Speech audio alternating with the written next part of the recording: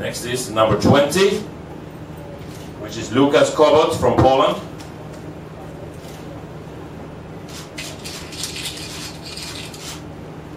He can play well on all surfaces, and he's a good competitor, but I think if I can play well, I'll be in good chance.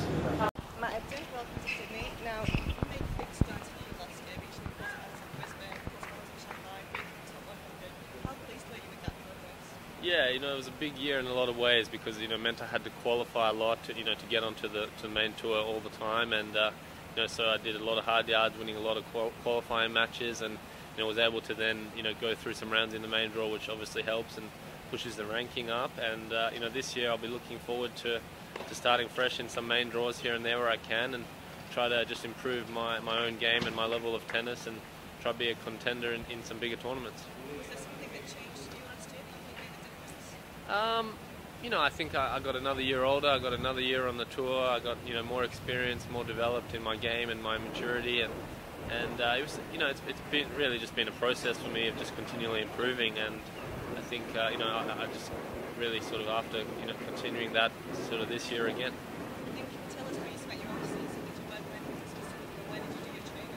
Yeah, especially I worked on the endurance and stamina side of things. I've proved I can play a top level, but it's about sustaining that sometimes for 3, 4, 5 hours even maybe. So in the Grand Slams and the 5 sets, that's what I've just sort of prepared for in case that comes around. So I trained over in Perth in Western Australia where I live, so it was great to be home, but also to train really hard there was really nice in the off season.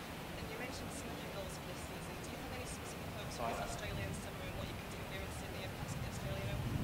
Yeah, I said, this year, like you said last year, I made a few quarterfinals and got deep in some tournaments, won a couple of doubles titles. So, if I can make, some deep runs in some tournaments and push to get to a final and try to win a title, that would be, a huge goal of mine. And, but obviously at the moment it's a process thing, and, first round it's going to be a tough match. So I'm just going to concentrate on, trying to improve my game and win one match if I can, and then keep going at that.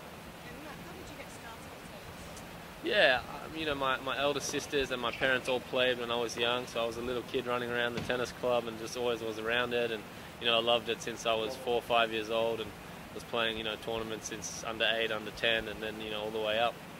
What do you think you would have done if you hadn't been a tennis player? Yeah, that's an interesting question. After my school, I was actually entered into a law commerce double degree over in the University of Western Australia, but I deferred it, of course, to play tennis professionally. So I'm following what I really wanted to do, and maybe one day I'm sure I'll maybe pursue that. What are your hobbies away from tennis? Yeah, I love watching movies. I love visiting different cities, meeting new people, and even a little bit of shopping here and there. My girlfriend sort of loves that a lot more than me, but I don't mind it here and there. But yeah, really just I love the life on tour, and I think it's always been what I wanted since I was a kid, to be a top tour player, and I'm just looking forward to another season coming around. Is the travelling your favourite thing about being a tennis player? Well, the travelling, I wouldn't say everyone loves spending 14 hours on a plane, but the other side of travelling, the hotels and the different cities and the new people and the great tournaments that get put on for us, it's definitely a highlight, and it's what makes it very enjoyable.